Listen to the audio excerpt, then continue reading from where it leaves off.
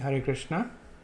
So we will resume our discussion in chapter 16, Divine and Demoniac Natures, from verse 11. So this is verse 11 and 12. Okay, verses 11 and 12. Chintam parimeyam cha pralayantam upashritah कामोपभोग परमा एतावदिति निश्चितः आशपाशतेर्बद्धः कामक्रोधपरायणः इहन्ते कामभोगार्थम् अन्यायेनार्थसञ्चयान्. They believe that to gratify the senses is the primary necessity of human civilization. Thus, until the end of their life, their anxiety is immeasurable, bound by a network of hundreds of thousands of desires and absorbed in lust and anger. They secure money by illegal means for sense gratification.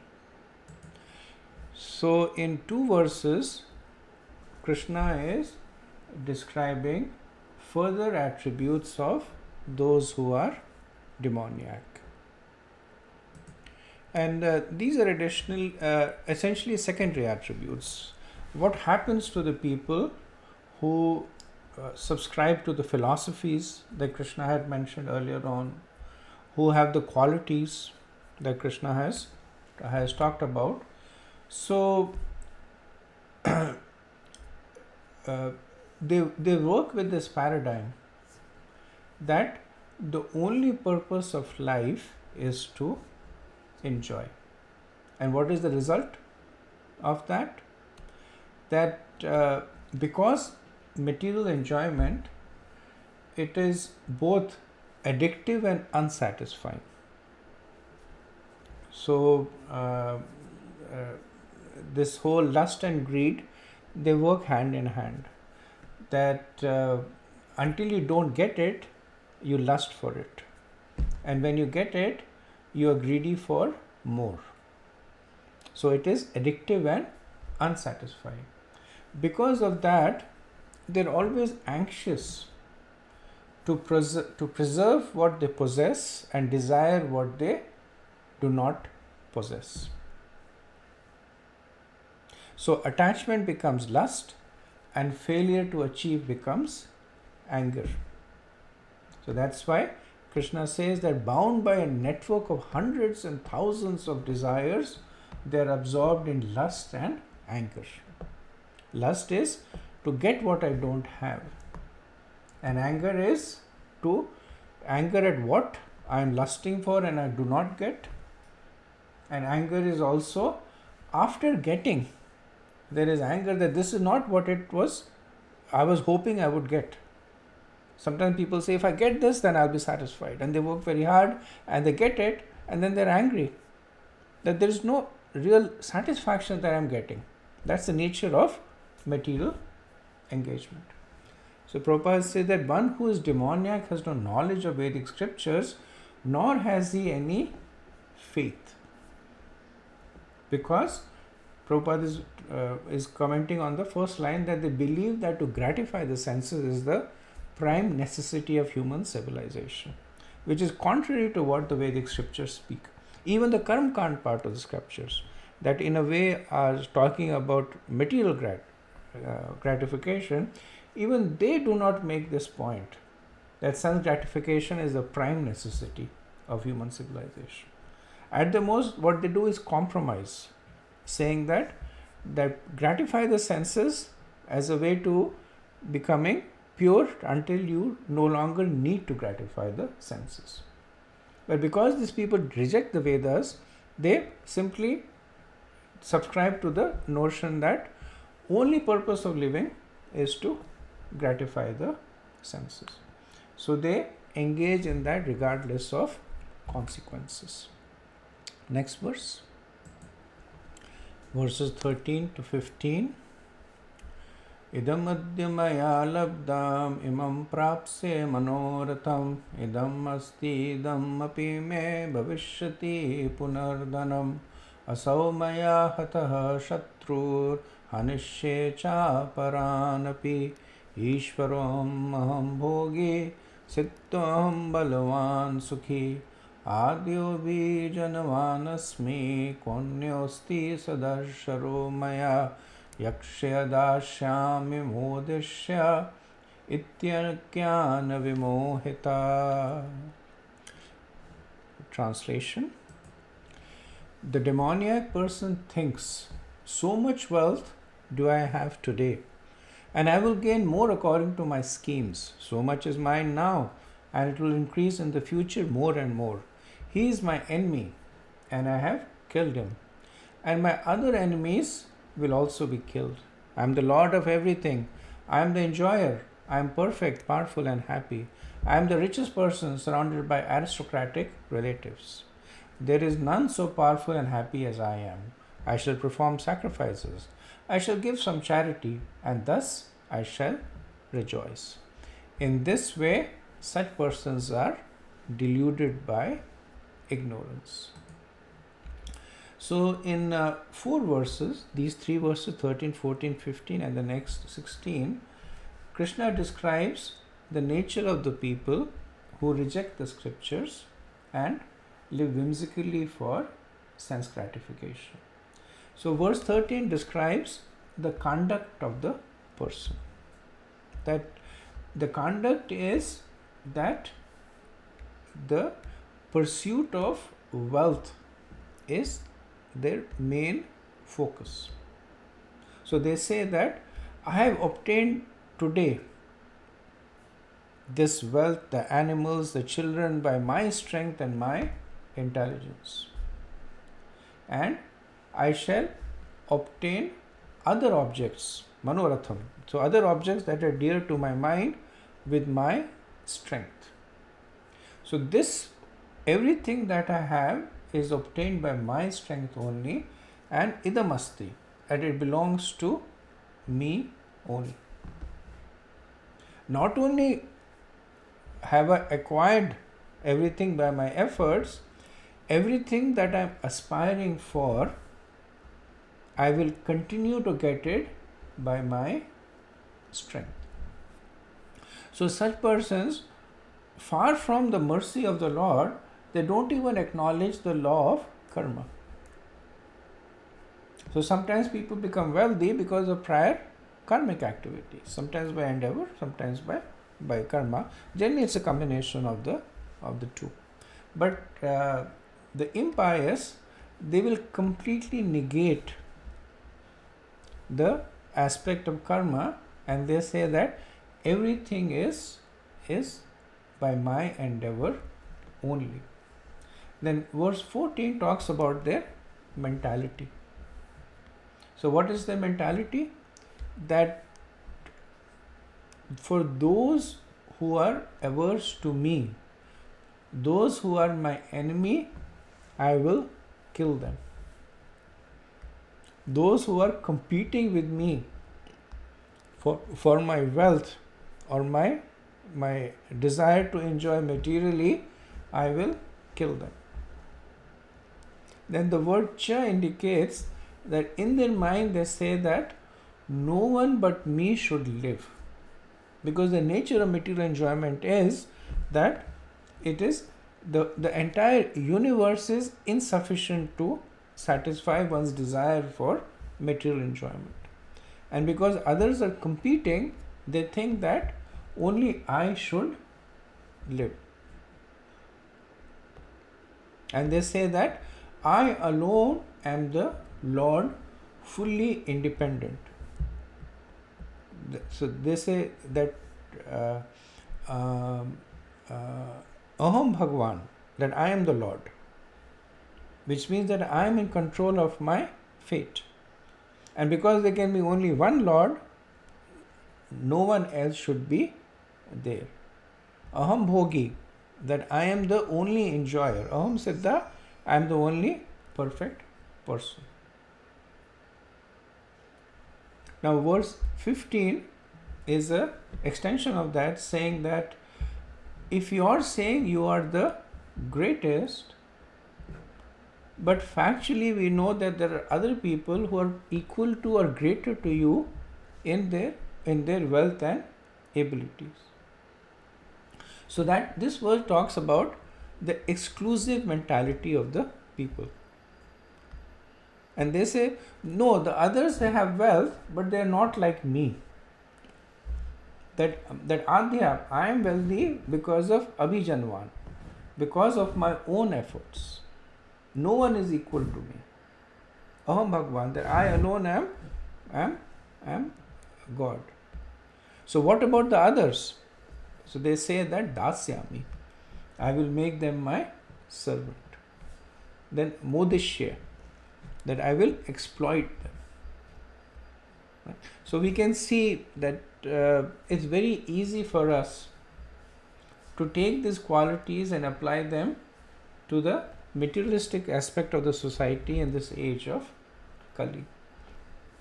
That one way or the other, this mentality is reflected in us also, because we are also a product of the current day and age. This mind frame that Aham Ishvara, that I am the Lord, Aham Balwan, Aham Bhogi, I am the strongest, I am the enjoyer. Everybody else, they should either be killed, or the purpose in life is to serve me. Everything around me is for my own enjoyment. And what is the result of it? Is that Krishna says that in this way, such persons are deluded by ignorance. Next verse. Verse 16. Aneka chitta vibranta mohajala samavrataha prasaktaha kama bhogeshu patanti narake suchau. Thus perplexed by various anxieties and bound by a network of illusions, they become too strongly attached to sense enjoyment and fall down into hell. So what happens to the people who are displaying the conduct and qualities described in the previous 3 verses? So Krishna says, Patanti narake asucha, that they go down to hell. They fall down into hell. Aneka chitta vibranta. So if a person was naturally situated in the role that one is assuming in the previous 3 verses, they should be happy. But Krishna says they are not happy. Aneka chitta vibranta. So they are perplexed by chitta vibranta, by full of anxieties, confused, because many of their endeavors are failures. Many of the endeavors they think that might give them happiness is giving them unhappiness. Mohajal samavrata. Why? Because they are surrounded by all these illusions that I am the Lord, I am the controller, everything is happening because of my effort. And prakshataha kama bhogeshu. And all that it results in is they become more and more attached to sense gratification. And finally, what is the culmination of it? Patanti narake. That finally they fall down to hell. Next verse. Verse 17. Atma sambhavitaha stabda dhanamana madanvitaha yajante nam yagyaste dambena vidhipurvakam. Self-complacent and always impudent, deluded by wealth and false prestige, they sometimes proudly perform sacrifices in name only, without following any rules or regulations. So one of the key words in this phrase, in this verse is avidhi purvakam. So avidhi purvakam means that without following rules and regulations, which means without following the Vedic injunctions. So they may perform yajna, right? So yajate nam yajnaste, but they are nama yajnas, so which they are in name only. The real purpose of the yajnas is to please, ultimately to please Krishna, but even if it is karma kand yajna, is to please the devas. But because this is avidhi purvakam, that they do not please anybody, neither the devas nor the Supreme Lord. So this is yajna in name only. And some of the qualities that Krishna mentions here are repetition of the qualities they have mentioned previously. And repetition is for emphasis. So Atma Sambhavita. So Sambhavita also means that they is considering to be correct. Atma Sambhavita means that they always consider themselves to be correct. So the proper conduct is that take shelter of the Vedas to find out whether you're correct or not. But when a person starts speaking, I was listening to a conversation by one of this gurus in India, and very proudly he was making this point that I have never read the Bhagavad-gita. In fact, I have never read any scriptures. I simply rely on my own thinking. What I say is correct, what I feel as correct, I consider it as correct. Right? So Krishna here is directly calling out this mentality, Atma Sambhavita. Why? Because of stabda. Stabda means because they are impudent. They don't understand their own position. And why do they become deluded? Because of dhanmana madanvita. Because whatever wealth that they get, man is whatever prestige that they get stabda, they get deluded by that. So why do they get wealth and prestige? Because of karma. Even though they deny karma, but it's the law of karma that is giving them whatever wealth and prestige they are getting. But they misinterpret it. They think that this is because of my effort. And in that mentality, then avidhi purvakam, that they perform activities simply because they feel that it is right, in name only. Okay, next verse. Verse 18.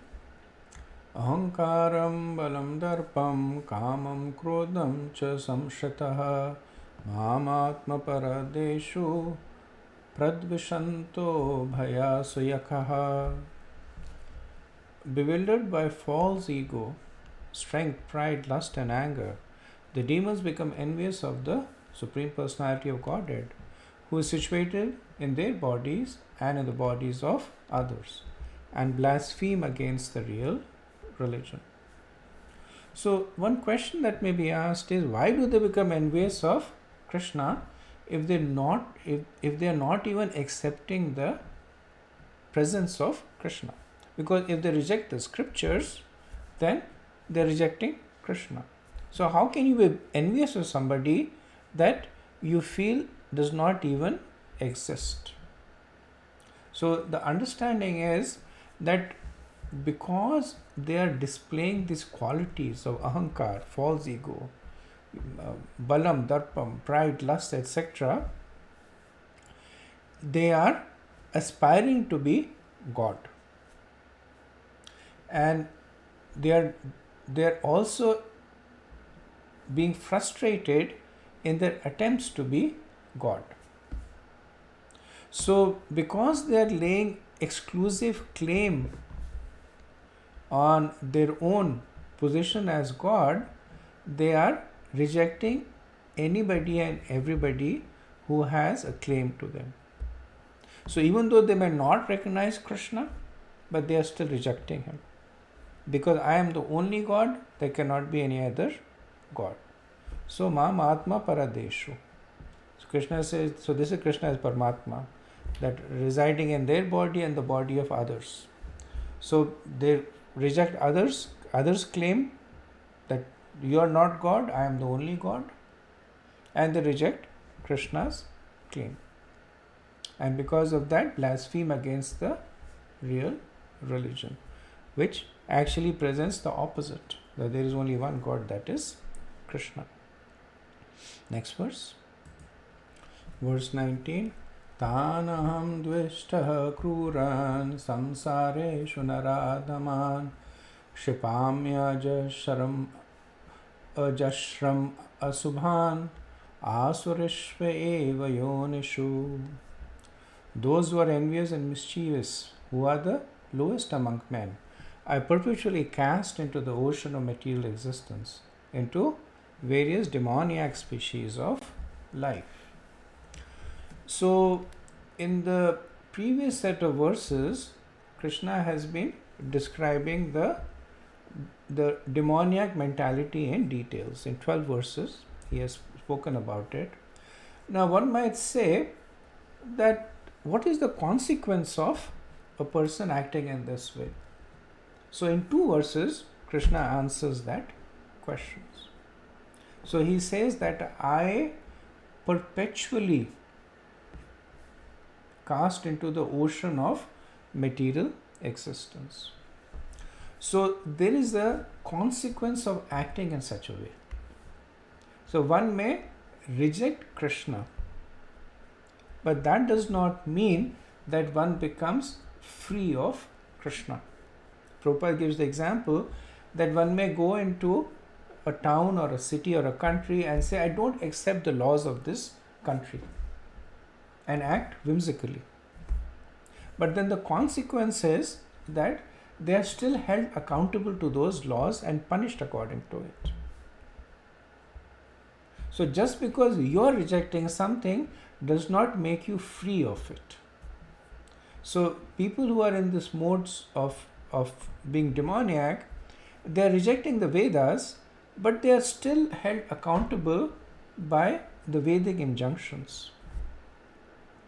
So when Krishna says, I perpetually cast them into the ocean of material existence, does not mean that Krishna personally hates such people.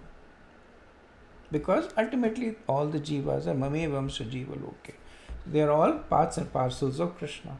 But when Krishna says, I perpetually cast, what it means is that the law of karma that has been put in place by me holds them accountable, and because of their own actions, they are condemned.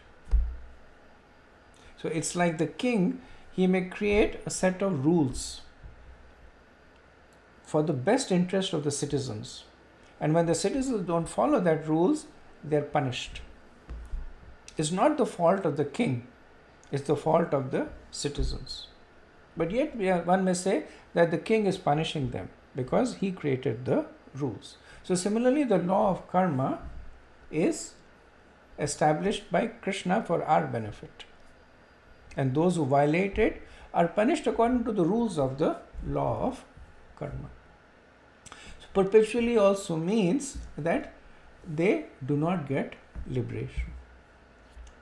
Because of these activities, they move into lower and lower forms of life.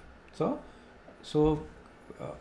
asureshu eva. Certainly, Krishna says that they go into asuric yonishu.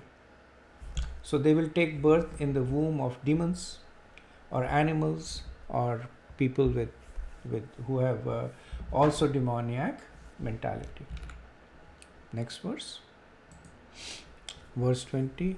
Asurim yonim apana mura janmani janmani mam apraprayeva konteya tato yanti yadamam gatim. Attaining repeated birth amongst the species of demoniac life, O son of Kunti, such persons can never approach me. Gradually they sink down to the most abominable type of existence. So essentially an extension of the previous verse. That why do they attain repeated birth? Because of they have lost any chances of liberation.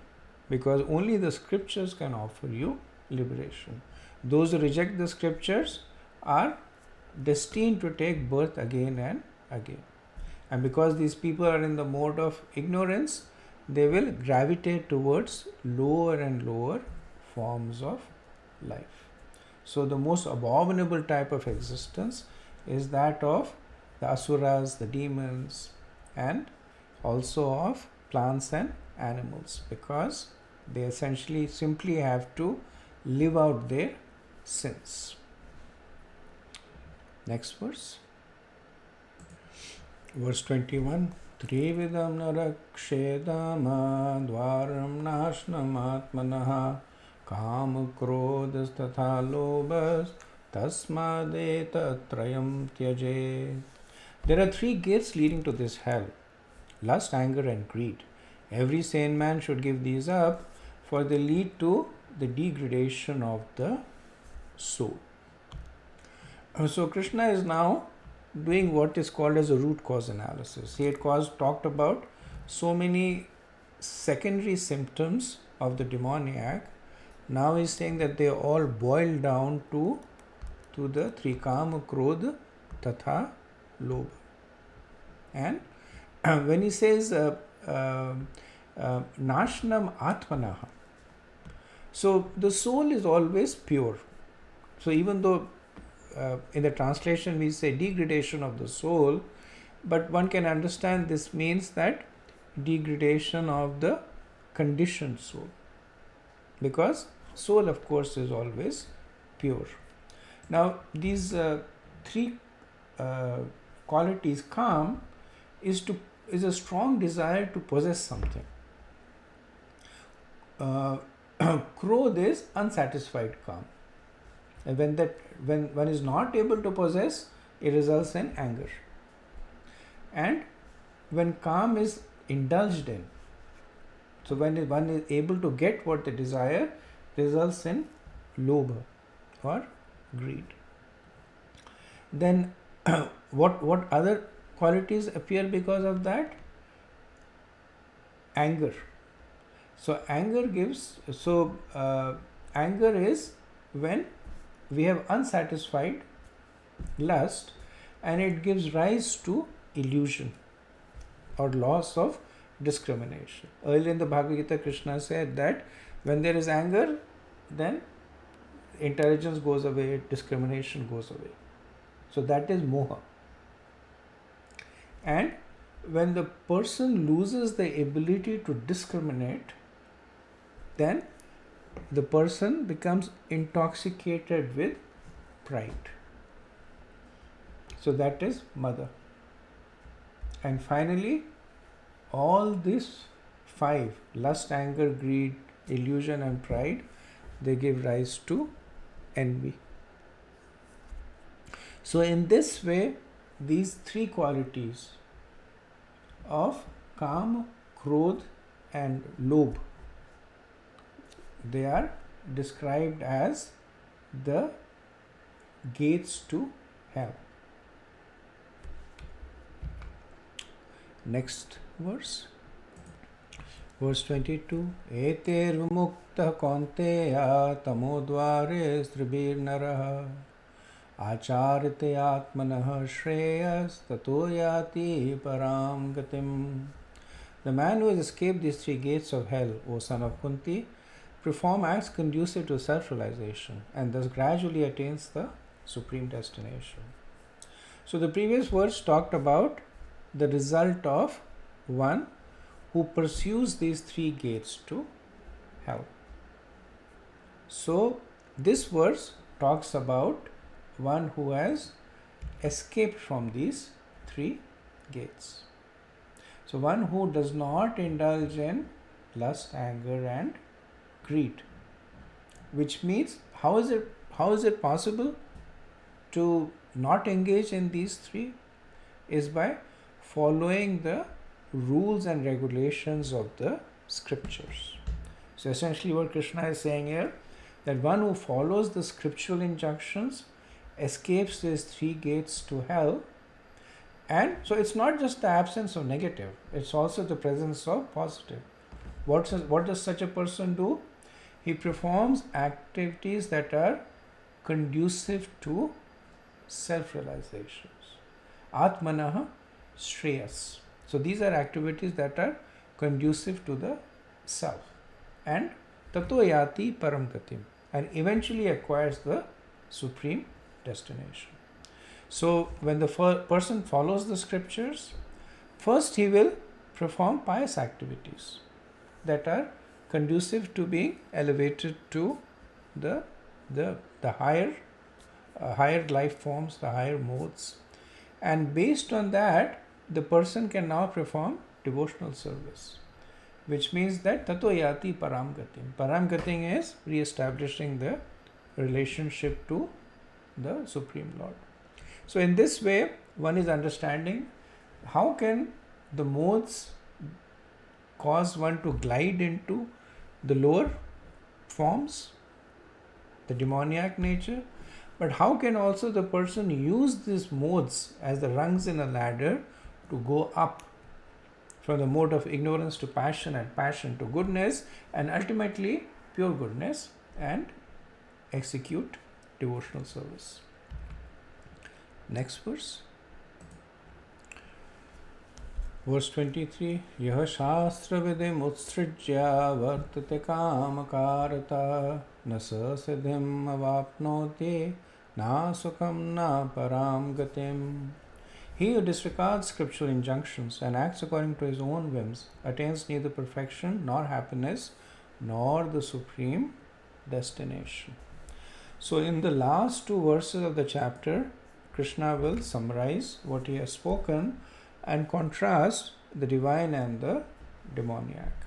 So in this verse, he is speaking about the demoniac and summarizing the characteristics. So root is your shastra vidim ustrajya, that the person is disregarding the scriptural injunctions.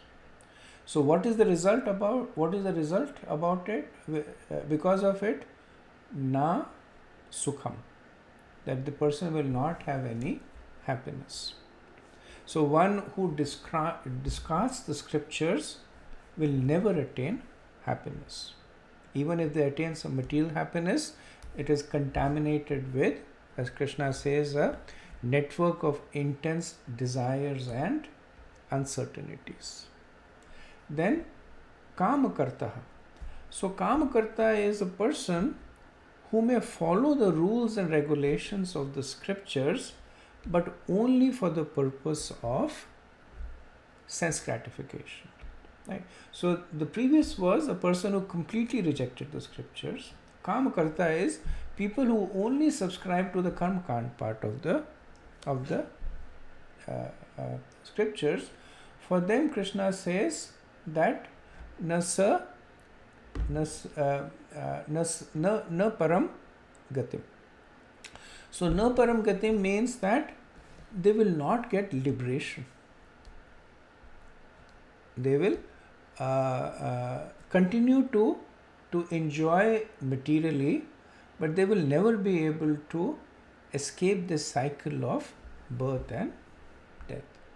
And then Krishna says also that nasa siddhim avapnoti, that this is more implicit, that even if a person has reached the mode of goodness but does not execute devotional service, he will not attain perfection, which is escaping from this material world and being re-established in the relationship to Krishna.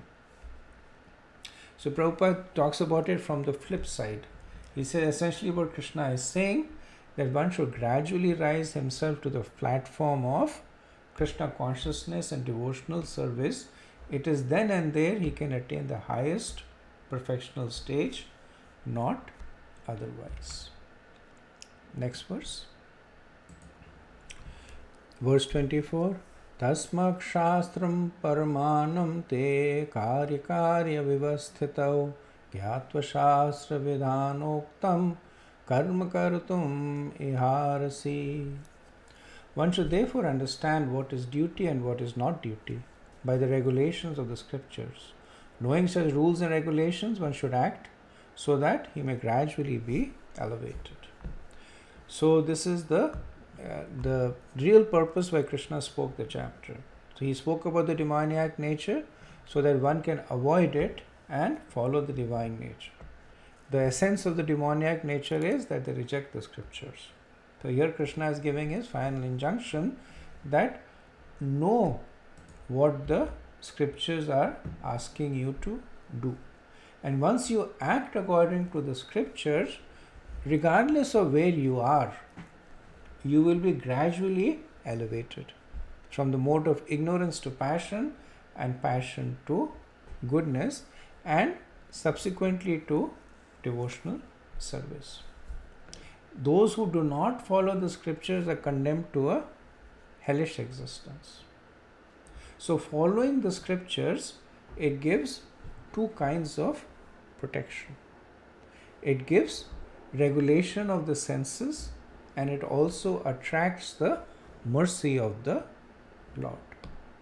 So because the senses are regulated, one gets the benefit of the advantages that are offered in the law of karma.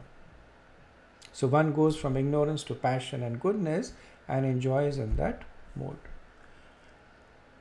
The mercy of the Lord is attracted because the Lord appreciates the fact that the jiva is following his instructions. Because the Vedas are the words of the Lord, and when the Lord sees that the jiva is following his Lord, then along with that follows the mercy of the Lord also. So Srila Prabhupada writes a wonderful purport that summarizes the chapter and also gives us a good glimpse into the purpose of bhakti. So Prabhupada writes that in the human society, aversion to the principles of understanding the Supreme Personality of Godhead is the cause of all fall downs. That is the greatest offense of human life. Therefore, Maya, the material energy of the Supreme Personality of Godhead, is always giving us trouble in the shape of the threefold miseries. Later on, he says that those in the mode of passion and ignorance deride the scriptures, deride the holy name, and deride the proper understanding of the Lord. They disobey the instructions of the spiritual master. They do not care for the regulation of the scriptures. In spite of hearing the glories of devotional service, they are not attracted. They manufacture their own ways of elevation. These are some of the defects of the human society which lead to the demoniac status of life. If, however, one is able to be guided by a proper and bona fide spiritual master, one can lead one to the path of elevation to the higher stage, and then one's life becomes successful.